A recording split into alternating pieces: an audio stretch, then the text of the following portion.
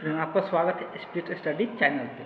आज हम लोग डिस्कस करेंगे मैथ का क्वेश्चन, जिसमें हम लोग 2024 का क्वेश्चन डिस्कस कर रहे हैं, जिसमें अब तक 61 क्वेश्चन हम लोग कंप्लीट कर चुके हैं। आगे का डिस्कशन हम लोग आज देखने वाले हैं। सबसे पहले चलते हैं क्वेश्चन पे, 62 नंबर क्वेश्चन पे।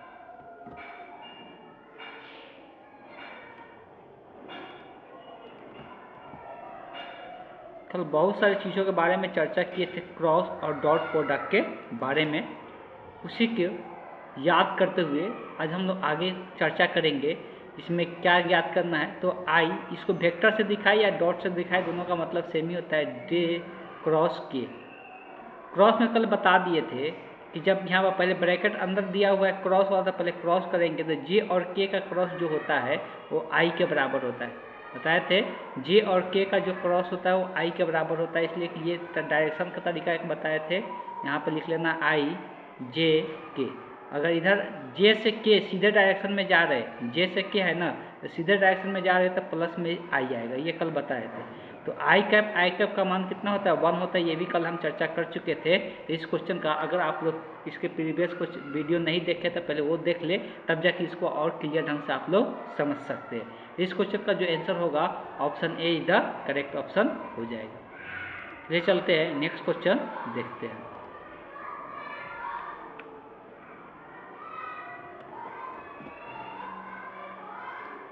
सबके सब वेक्टर से ही रिलेटेड है क्वेश्चन।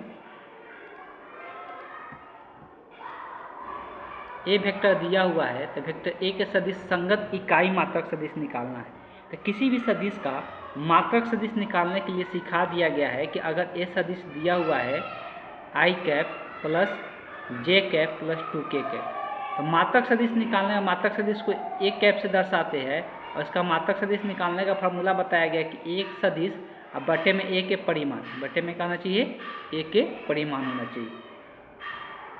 ये सदिश यहाँ पे दिया हुआ है। पिछले क्लास में एक क्वेश्चन आया था परिमाण निकालने के लिए। तो परिमाण निकालने का तरीका क्या होता है, जो घटक होता है उसी का स्क्वायर करके जोड़ते हैं। तो आई का घटक के आगे में कुछ नहीं लिखा है, मतलब क्या है, 1 है, तो 1 के स्क्वायर। जे का घटक भी 1 है, और के आगे 2 लिखा हुआ है, तो 2 का घटक 2 का स्क्वायर यहाँ पर हो जाएगा। तो यही इसका परिमाण होता है सदिश का। तो परिमाण जब निकालेंगे तो कितना निकल के आएगा, 2 1 का स्क्वायर 1 का स्क्वायर 1 और 2 का स्क्वायर 4, 4 1 5 1 6, रूट अंडर कितना आ जाएगा, ये 6 आ जाएगा। तो इस तरह से अब ऑप्शन मैच कर सकते हैं। कौन सा ऑप्शन मैच कर रहा है, तो आई कैप प्लस जे कैप प्लस 2k कैप के साथ उसके परिमाण से कौन भाग दिया गया, ऑप्शन बी में है। तो यही इस option be the correct option हो जाएगा इस क्वेश्चन में। चलिए चलते हैं नेक्स्ट क्वेश्चन देखते हैं।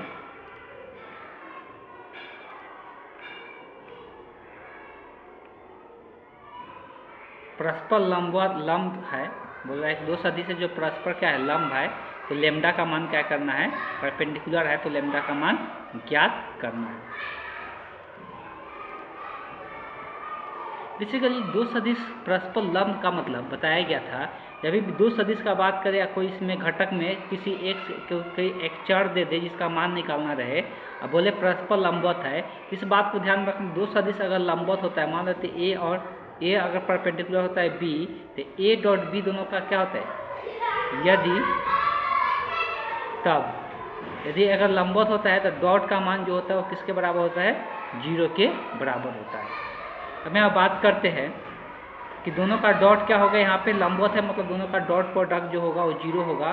तो डॉट लिख लेते हैं आई कैप प्लस लेमडा जे कैप माइनस 3k कैप का जो मान होगा किसके बराबर होगा, 0 के बराबर होगा। डॉट करना सिखा चुके हैं कि डॉट कैसे किया जाता है। तो आई वाला का आई के साथ गुना करते हैं। यहाँ आई का घटक 3 है और यहाँ आई का घटक कुछ भी नहीं लिखा है, मतलब कितना है, 1 है। यहाँ पर जे का घटक 1 है और यहाँ जे के आगे क्या लिखा है, लेमडा लिखा है, तो यहाँ पर जे का घटक लेमडा है। यहाँ पर -2 है और यहाँ पर के का घटक कितना है, -3 है। इसी को बराबर क्या करना है, 0 करना है। 3 में 1 से गुना होगा 3, लेमडा में 1 से गुना होगा लेमडा, -2 में -3 से गुना होगा तो ये 6 हो जाएगा, बराबर 0 हो जाएगा। लेमडा का मान निकालना, तो लेमडा 3 में 6 जुड़ेगा तो कितना 9 हो गया, बराबर 0। तो लेमडा का मान निकलेगा 9, इधर प्लस में इधर जाएगा तो माइनस में लेमडा का मान क्या निकल के आ गया, -9। तो इस क्वेश्चन का जो करेक्ट ऑप्शन होगा ऑप्शन सी द करेक्ट हो जाएगा। चलिए चलते हैं नेक्स्ट क्वेश्चन देखते हैं।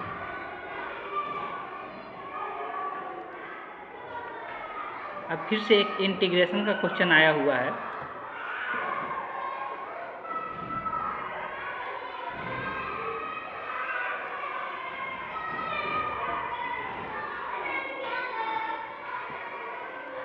कॉट स्क्वायर एक्स का इंटीग्रेशन अगर पूछा जा रहा है तो ऑब्वियस है कॉट एक्स स्क्वायर एक्स का कोई भी इंटीग्रेशन नहीं होता है।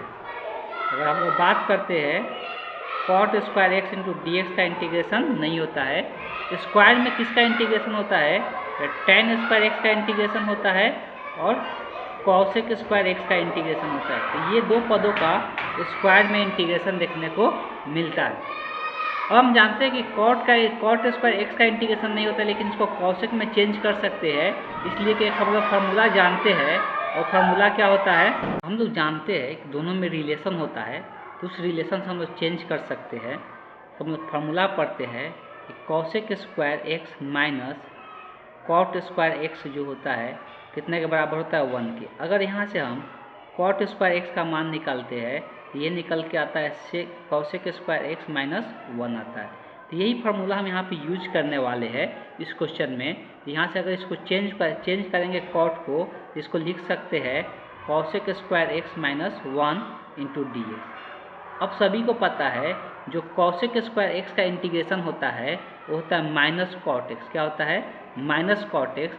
और 1 का यहाँ पर माइनस है तो माइनस साइन दे दिया। 1 का इंटीग्रेशन जो होता है एक्स हो जाता है और प्लस में क्या हो जाएगा? सी एक, या यहाँ पर के ऐड किया है तो कांस्टेंट में के ऐड कर देंगे। तो यही इस क्वेश्चन का आंसर हो जाएगा minus cot x minus x plus के।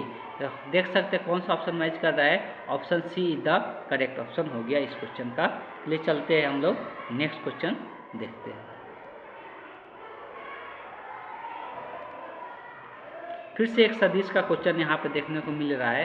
ये दोनों सदिश के बीच का क्या करना है? एंगल निकालना है। दोनों सदिश के बीच का दो यहाँ पर वेक्टर दिया हुआ है, दोनों वेक्टर के बीच का एंगल निकालना है। हम इंग्लिश में भी बोल दिए तो यहाँ पर क्वेश्चन इंग्लिश में लेने की जरूरत नहीं है।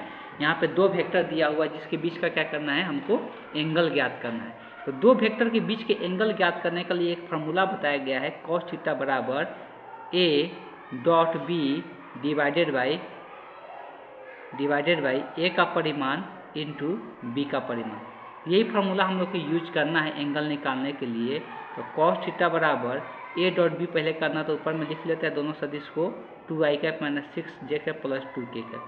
अब देखिए बनाते टाइम में जितना शॉर्टकट तरीका यूज कर सकते हैं, जितना कम स्टेप लिखेंगे उतना आसान होगा ऑब्जेक्टिव क्वेश्चन बनाने के लिए। बट्टे में दोनों का परिमाण लिखना है तो परिमाण डायरेक्ट हम लिख देते हैं, कितना हो जाएगा?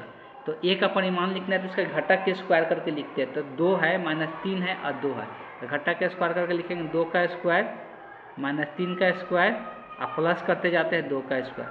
फिर दूसरे का परिमाण निकालना है तो इसके घटक कितना है? 1 है, 4 है और 5 है। तो 1 का स्क्वायर, 4 का स्क्वायर और 5 का स्क्वायर। बस इसी को सिंप्लीफाई करना है। डॉट करने का तरीका बता दिया गया है कि i वाला घटक के साथ i का गुना होता है, तो यहाँ पर 2 है और यहाँ पर कुछ नहीं मतलब 1 है। कितना होगा? 2 गुने 1।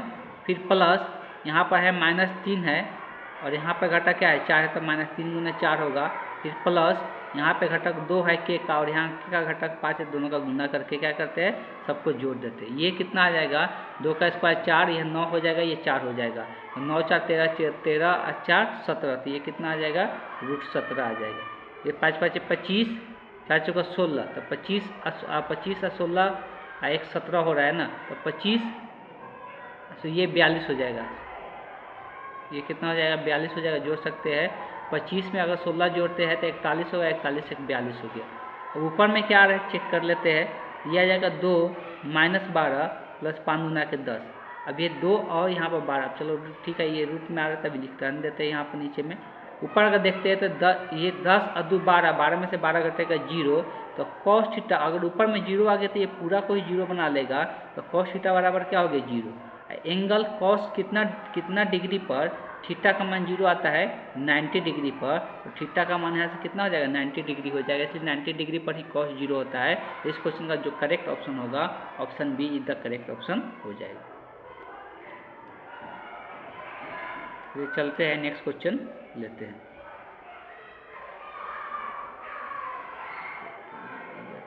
ये प्रॉब्लम है, समझ में नहीं आता है, सब लिखा हुआ बर्बाद हो जा रहा है। ये तो हम चर्चा कर चुके थे, फिर से एक दो क्वेश्चन स्किप देखने को मिलेगा बोर्ड पीडीएफ में, ठीक है। तो अभी जो हम चर्चा कर लिए हैं देख लेते हैं, किसी एक में तो नहीं है ना, में दहा ही नहीं, इसी को लेते हैं, ठीक है। अगला क्वेश्चन देखते हैं। इस क्वेश्चन का जो आंसर आया था वो 90 डिग्री आया था, option be the correct option था, ठीक। अब चलते हैं क्वेश्चन नंबर 67 लेते हैं।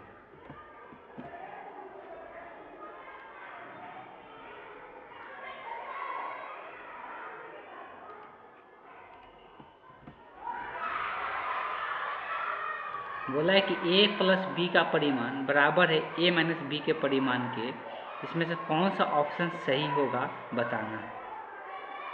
एक तो बताया जा रहा है कि a अगर पैरेलल होगा b के तभी जाके दोनों का परिमाण बराबर होगा, a परपेंडिकुलर होगा b के तभी जाके दोनों का परिमाण बराबर होगा, या a बराबर b होगा तभी जाके ये दोनों का परिमाण बराबर होगा। तो अब चेक करते हैं कि क्या कंडीशन निकल के आता है। यहाँ पे दिया हुआ है, उसको सबसे आसान तरीका क्या है बनाने का कि दोनों तरफ जब भी अगर दो पद है और उसका परिमाण दिया हुआ है सदिश में, तो दोनों तरफ उसका स्क्वायर हमेशा निकाला करो। क्या किया जाए, तो हमेशा इसका स्क्वायर निकाला जाए। इधर भी स्क्वायर कर सकते हैं, दोनों तरफ हम लोग पता है किसी भी संख्या का स्क्वायर हम लोग कर सकते हैं। तो दोनों तरफ क्या कर दिए, हम स्क्वायर कर दिए। स्क्वायर करने का मतलब किसी परिमाण का स्क्वायर का मतलब होता है वो दोनों सदिश का क्या, डॉट। ये चीज़ें ध्यान में रखना है। जब ए का परिमाण का स्क्वायर लिखा हो इसका मतलब ये है कि ए डॉट ए इसको लिख सकते हैं। तो वैसे ही ए प्लस बी के परिमाण लिखा हुआ है मतलब इसका डॉट हम लोग कर सकते हैं। इधर भी वैसी प्रकार से होगा कि ए माइनस बी का डॉट होगा ए माइनस बी के साथ। अब आ जाते हैं ए का डॉट कैसे करते हैं। पहले ए के साथ ए का डॉट होगा तो इसको लिखाएगा ए डॉट ए के बी के साथ होगा तो ए डॉट बी हो जाएगा, प्लस बी को ए के साथ होगा तो देखिए बी को ए के साथ डॉट में बी डॉट ए लिखे या ए डॉट बी लिखे, दोनों का मान समान होता है, लेकिन क्रॉस में ऐसा नहीं होता। उस दिन भी बता रहे थे पिछले क्लास में। तो ये डॉट में हम लोग ए डॉट बी लिखे या बी डॉट ए लिखे, दोनों का मान सेम होता है। यहाँ पर क्या आएगा, बी डॉट बी आएगा। माइनस वाला में आ जाते थे, ए के साथ ए का डॉट होगा तो ए डॉट ए के साथ बी का होगा तो माइनस ए डॉट बी, और बी का ए के साथ होगा तो यहाँ पर भी प्लस माइनस माइनस ही आएगा, इसको भी ए डॉट बी लिख सकते हैं। और बी के साथ बी का डॉट होगा तो माइनस माइनस तो ये तक प्लस हो जाएगा, बी डॉट बी हो जाएगा, बी डॉट बी। अब अगर देखते हैं इसको अगर सिंप्लीफाई करते तो ए डॉट ए का मतलब होता है ए के परिमाण के स्क्वायर, और यहाँ पर दो बार ए डॉट बी है, ए डॉट बी है तो इसको लिख सकते 2a डॉट बी लिख सकते हैं। और यहाँ पर बन जाएगा बी के परिमाण के स्क्वायर, यहाँ पर भी ए के परिमाण के स्क्वायर। यहाँ पर माइनस में दो बार तो 2a डॉट बी हो जाएगा माइनस में, और यहाँ पर बी के परिमाण के स्क्वायर। देख सकते हैं कि ये भी प्लस में बराबर के इस तरफ उस तरफ सेम साइन रहेगा तो क्या होता है, कट जाता है। तो बचा क्या, A dot B into A dot B, और ये इधर माइनस में तो इसको इधर लेके आएंगे तो प्लस में आ जाएगा, ए डॉट बी बराबर क्या हो गया, 0। अब यहाँ से ए डॉट बी दो बार है तो यहाँ पर क्या आ जाएगा, 4a डॉट बी हो जाएगा।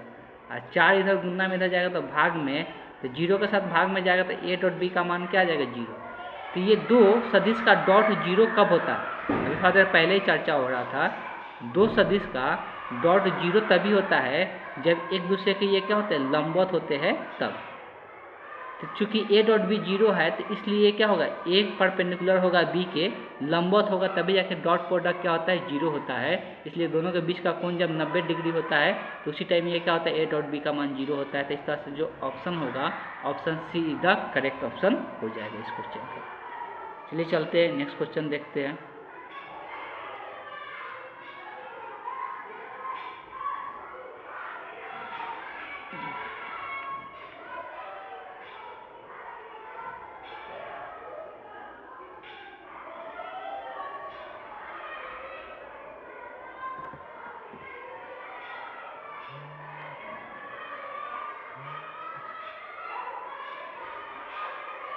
इसमें हम लोग का प्रक्षेप निकालना है, प्रोजेक्शन निकालना है। एक सदिश के दूसरे पर प्रोजेक्शन जो होता है उसके बारे में बताए थे कि किस प्रकार से हम लोग ज्ञात कर सकते हैं। तो प्रोजेक्शन निकालने का तरीका क्या होता है उसको हम लोग समझेंगे। अगर सदिश ए पर सदिश बी का प्रक्षेप निकालना है सदिश ए पर सदिश बी का परिक्षेप। ध्यान से क्वेश्चन को पढ़ना है, नहीं तो गलती होने का पूरी तरह से चांसेस रहेगा। अगर सदिश ए पर या सदिश ए पर ये बी का परिक्षेप बोला है, ये वाला सदिश बी पर, मतलब हम लोग सदिश ए का बी पर परिक्षेप बोलता है तो उसके लिए फार्मूला लिखते हैं सदिश ए का बी पर प्रक्षेप। इसके लिए हम लोग फार्मूला क्या लिखते हैं, A dot B divided by B का परिमाण। क्या लिखते हैं, बी का परिमाण।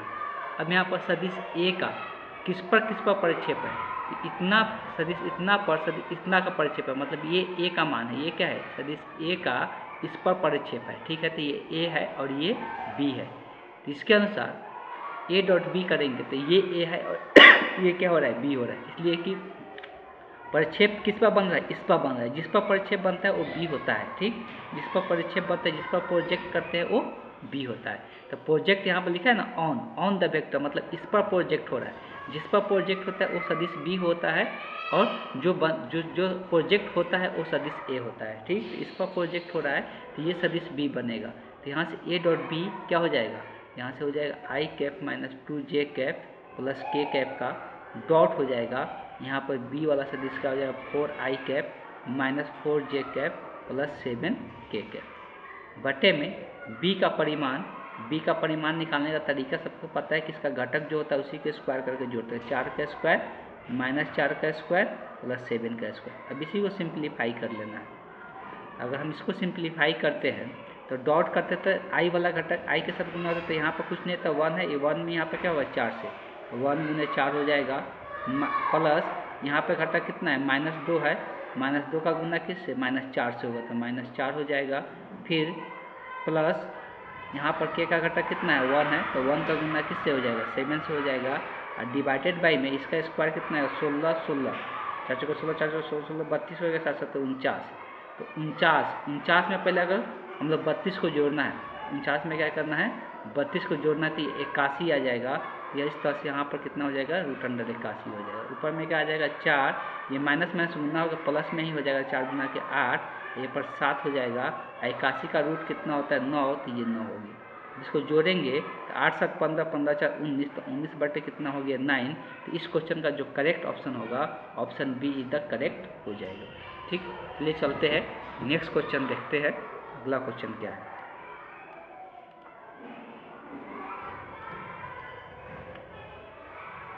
अगला क्वेश्चन आ गया किससे, लीनियर प्रोग्रामिंग जो बताया है उससे ये क्वेश्चन आ गया। रैखिक प्रोग्रामिंग के बारे में हम लोग जो चर्चा किए थे लास्ट में।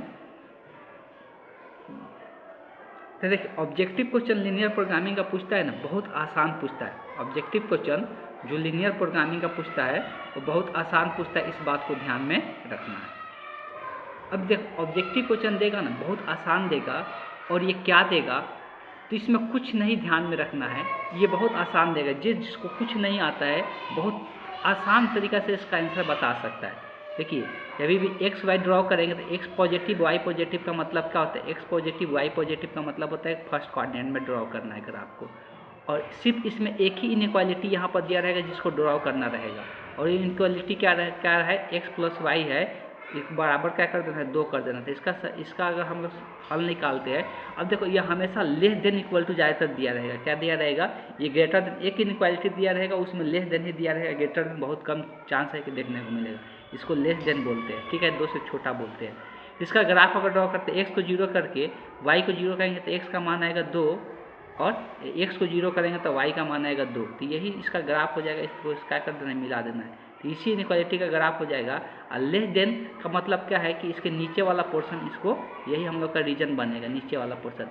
ऐसे रीजन पता करने के लिए बता दिए थे कि एक्स वाई को यहाँ पर क्या करना है, इधर वाला एक बिंदु इस 2 पार्ट में प्लेन को बांट रहा है ना, एक इधर वाला पार्ट में और एक इधर वाला पार्ट में। इधर वाला जो पार्ट होगा उसमें से कोई एक बिंदु ऑरिजिन वाला बिंदु ही ले लेना है, 0,0 को ले लेना है। इसमें साफ साफ बताया गया था कि यहाँ पर x ग्रेटर देन 0 और y ग्रेटर देन 0 का मतलब होता है कि ग्राफ जो ड्रॉ करना है कौन सा कोऑर्डिनेट में करना है, तो फर्स्ट कोऑर्डिनेट में करना है। अब जो इनइक्वालिटी होता है, इस इनइक्वालिटी का ग्राफ ड्रॉ करने के लिए सबसे पहले हम लोग क्या करते हैं, इनइक्वालिटी का साइन हटा के इसके जगह पर बराबर साइन दे देते हैं। और x प्लस वाई बराबर 2 का ग्राफ ड्रॉ करना है, तो इसके लिए बताया गया था कि क्या करना है कि इसमें से दो बिंदु निकालना है। दो बिंदु लेना है, एक पर x का मान 0 रख के y का मान निकालेंगे तो x 0 रखेंगे तो y का मान 2 आएगा, यहाँ y 0 रखेंगे तो x का मान भी 2 आएगा। तो पहला जो बिंदु मिला 0,2 मिला, 0,2 बिंदु यही होता है 0,2, सॉरी 0,2, तो 0,2 ये बिंदु होता है x0 y2, इसलिए x पहले x को लिखा जाता है, बाद में y को लिखा जाता है। और यहाँ का बिंदु देखेंगे ये 2,0 कहलाता है। और अब इस इनइक्वालिटी को, ये जो समीकरण का जो ग्राफ ड्रॉ किए, इसका दो रीजन हो सकती है, तो इधर वाला पार्ट हो सकता है या इधर वाला पार्ट हो सकता है। अब इधर वाला पार्ट होगा कि इधर वाला पार्ट होगा, तो मान लेते इस वाले पार्ट में कोई एक बिंदु लेंगे, हम लोग ज़्यादातर मूल बिंदु को ही ले लेते हैं। मूल बिंदु क्या होता है 0,0 होता है।